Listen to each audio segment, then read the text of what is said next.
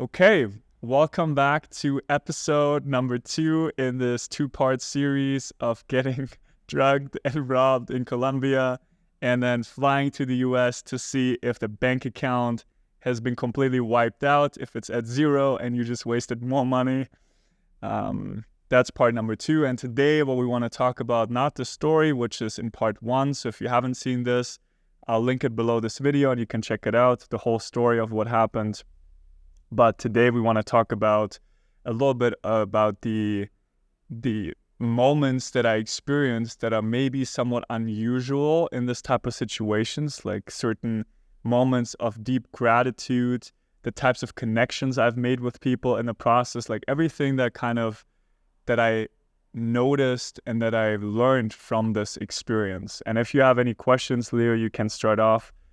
Maybe you have something specific. If not, I'm happy to dive into some of the stuff. All right, super quick before we dive into today's content. If you are looking to become a truly high-value man, if you want to become the best version of yourself as a man, the highest potential you can possibly reach in this human form, and you also want to have amazing relationships with other people, with women in particular, if you want to learn how to have thriving, healthy, passionate, deeply fulfilling relationships, then don't forget to subscribe below this video, hit the notification bell so that whenever we post a new video, you will directly be notified. And also like this content if you enjoy it, right? If this resonates with you. And then don't forget to leave a comment, anything that you find valuable, anything you want to share from your own personal experience, post it below the video, and I'll be sure to check it out and respond to you. And then lastly, we do have an exclusive Facebook group, which is also linked somewhere below this video. Go check it out, join the Facebook group. I'll be doing exclusive live calls on there where I'll be sharing some of the most transformational tools that have helped me on my journey, that have helped Leo on his journey, and obviously a lot more stuff that I'll be discovering that I'll be sharing with you only inside the Facebook group. So without further ado, enjoy, and I'll see you there. Peace. There's one thing that comes to my mind, maybe it's a projection, when you were telling me this story, is to listen to the specifics of what you experience and why you think that. My biased opinion, it's almost like, it's not a biased opinion, but the first thing that came to me was like kind of a denial of the pain of going through the experience. So like, oh, okay, yeah, I'll just see the good parts of it, right? So yeah, I'm just interested in hearing what are your takeaways. Yeah, and I mean, to kind of start it off with that, like I said, there were moments, and you can blend them in like into this video here and overlay it, like where I was sitting down at the computer and I already had my new phone, but I was just sitting here, I had no access to any accounts, locked out of everything, and I just took pictures. I was just crying, sitting there at the empty desk while my laptop would normally be standing. And so it's not that it was just completely smooth, you know, there were moments clearly where I was like, shit, I have no access to money now, like completely frozen. I don't even have any access into the account or to know what my account balance is. So I'm completely in the dark about that. I have no access to money to buy something new. I have all my other stuff was stolen, so I can't even work right now. Like my clients, boom, like all this stuff that was going on, you know? And fortunately, yeah, I knew this girl that I went over to, and like my friend, and she's like, yeah, I can lend you $1,500. That's kind of how much the laptop cost. So she was cool with that, and not knowing if I had any money left in my bank account, you know, to add. Maybe I would have had to like work it off over months or something. But there were definitely moments of pain in this, like of just feeling like despair and just like, oh, fuck, I don't know what's going on. And it's like, that's how life is kind of also trying to see, like, you can see where you are at in your own development. Like, how do you react in those situations? Do you just get crazy overwhelmed and lose your shit? Or do you become resourceful and you find ways to figure it out? And like I said before in the last video, what it did for me is started to really focus my mind. And to be fair with you, like a couple months, maybe like a year or two ago, like I would have freaked the fuck out in this situation. Like I would have gone fucking nuts, you know? Like thinking I've lost all my shit, like this is the worst, and it would have spiraled into some extreme fight or flight response in my body. Now this time, it really focused my mind. So it wasn't about denial, but what it did, I was like, okay, first thing I need is access to my accounts again. So I can reach out to people, I can let my clients know, hey, look, we have to like skip this week, I have no laptop to even do the call with you, etc. So like I had to do it step by step, right? First I had my phone, then I needed to get a laptop, then I needed to figure out the bank situation, all the police officers that were involved, like there was a bunch of stuff to wrap up with them. They had more questions for me. And then obviously to go to the US because I couldn't get like my card unblocked. So it was like step by step by step. And the beautiful thing is there was one day, I think I didn't have my laptop yet. I think I only had my phone. Maybe I did have the laptop, but I was sitting at home and I was meditating. And after the meditation, I was just sitting there and there was such a deep sense of peace and serenity that came out of nowhere. And I was like, fuck, where's this coming from? And I just started crying. And I was like, what the fuck is going on? I don't understand. You know? Shouldn't I be like feeling bad and sad and everything right now? And it just came over me and I just let it happen. And I recorded it too. So we can include a snippet as well of that moment as it was coming through me. And I was just sitting there and it was beautiful, you know? And that's why I say like all the stuff that happened, like I'm not regretting a single bit of it. I really don't. Like I know it served its purpose and it just had to happen. Like it was beautiful. And in the chaos itself, there's all this beauty and bliss and the gratitude that comes up that most of us, we don't really expect to find out there. We think when I told other people this story, they almost had like some meltdown. They were like, oh my God, you know. And I was like, no, dude, it's actually not that bad. You know, it's been really interesting. And I'm really grateful it happened. And so I think a big lesson from this too, it almost like life had to force me, like it had to take all this stuff away from me because I was still very focused on work. And it was saying like, bro, it's too much still. You have to cut down. So it took things away from me for like at least a week and a half entirely. And I couldn't focus on any work stuff. It was just getting the essentials, getting bank accounts, etc., sorted out, access to a computer and stuff.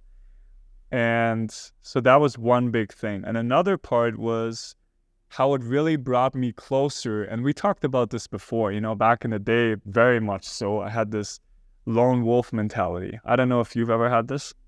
So, and we talked about this, right? I reached out to you like maybe 2 months ago. And I was like, hey, dude, I want to kind of like connect more, just not just on a business level, but actually as friends and like reach out and kind of share and connect, you know, and like open up about these things and not just trying to figure it all out on my own. And this situation forced me to rely on other people. Like it really, like I had to ask for help here, I had to ask for this there. And it's interesting how people, because it was coming from a place of like I was asking with an open heart as best as I can describe this right now. And people were extremely receptive. Like everyone, even the people in Miami that weren't making like the cab drivers, you know, I was going to give him, like, he was like, oh no, dude, keep the money. Like what, like he gave me a discount, like just random things that happened, you know? And so it really brought me closer to all these people. And the day that I arrived, I met this girl and we kind of grabbed dinner randomly. And then we started talking about her situation. And I just also wanted to just help her out. So I was like, hey, I'm going to give you access to this course for me that people have paid me a lot of money for, right? And you can go through it on your own. You can learn a lot of stuff. And that's going to help you on your own journey, you know? And I just felt like I wanted to give. Like the cab driver here, they're not making a lot of money. Like a drive from here to the airport is like maybe 45 minutes. And they charge $25 roughly, or maybe $20 converted, you know? And so I was like, dude, I'm going to give you like another $4 more. And for them, it's a lot of money, you know? But I really did it because I felt I just wanted to give. Like the guy comes and picks me up at 1:50 in the morning, like to drive me to the airport, you know? And I was like, and it's just been, the more I was giving, I noticed the more life was reciprocating, giving back. Now, the big misconception I think that a lot of us have is when we give something to someone, we usually want it back right away from the same person. It's almost like we're keeping tabs, you know? It's like, I've given you this thing, now I need to get something back from you. But the thing is, that's not how life works. And maybe you can also share it from your experience, but from my experience, it's like you give, and then from some other person, some other circumstance, you get something back. It's usually not the exact same person. And important in that is also that you really give without condition. Like, it's not with strings attached. You don't give because I've told you that the more you give, the more you receive, right? Then you give it only because you want. If you give it and you don't expect anything in return, that's when it's given unconditionally. That's been my experience, and it's worked absolute magic. Like, the people I got in touch with, like now, this police officer, he wants, like, his wife's like, I want to meet him because he told her my story, and I was like, okay, sure, I'll have dinner together on the weekend, you know? But I do want to hear from you. Have you had similar experiences in terms of specifically giving and receiving? Was there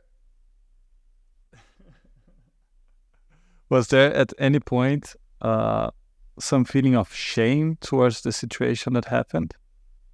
Or like feeling, you know, like how did I fall for this shit? Or No.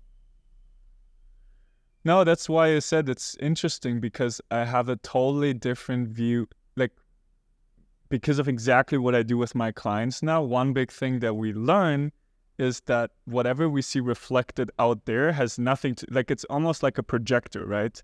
That throws something onto the movie screen.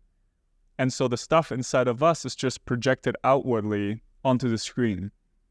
So whatever we perceive out there in the world is actually our own stuff inside put outward onto the world. So that's what we start to see. And once you really start to notice that and you internalize it, you really see like everything is happening for a reason. It's something in you that was asking maybe for integration, or it needed to happen to kind of like put a break in your schedule. And it's like, okay, we can't work for like a while now, you need rest, right? So all of that, it becomes, you start taking full responsibility for every facet. And that's why I'm saying, like, I'm not upset or I'm not mad. Like, the stuff that with my laptop that was out here that they just took, like, that's fully my responsibility, you know? The safe, like, that was locked, that's debatable. But, like, I trusted it safe enough to keep them out, but it wasn't. But still, like, I'm not going to be sitting here bitching and bitter. I was like, man, this shit shouldn't have happened.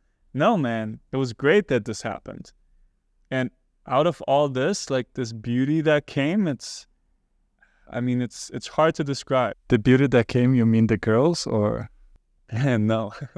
I mean, the gratitude, even connecting with the girls, you could argue, like, I enjoyed that too. I mean, the getting robbed part and drugged part, maybe not so much, but yeah. I mean, the whole process was like, I wouldn't miss a second of it, you know? Yeah, I feel you when you are explaining this and seeing the situation, and I tend to come across things in general with a similar way of going about it. But I also remind myself that, well, there is the good part, that things didn't went so far ahead, and it just went to the limits that we could handle, right? So it's almost like you got into a situation like this, I got into a situation, let's say the war or whatever it is, and it's like, you know, I had to go through things that taught me a lot, that made me learn a lot, and I evolved a lot based on that. But it could also just randomly be the thing that ends with my life, let's say. You know, that's also reasonable. Not that this is, let's say, that makes me be farther from certain things, to experience certain things, like I said in a few podcasts before. But I think there's also like this fine line, right, where you could just also everything go wrong and you're fucked. You're not here anymore and there's nothing to learn, right?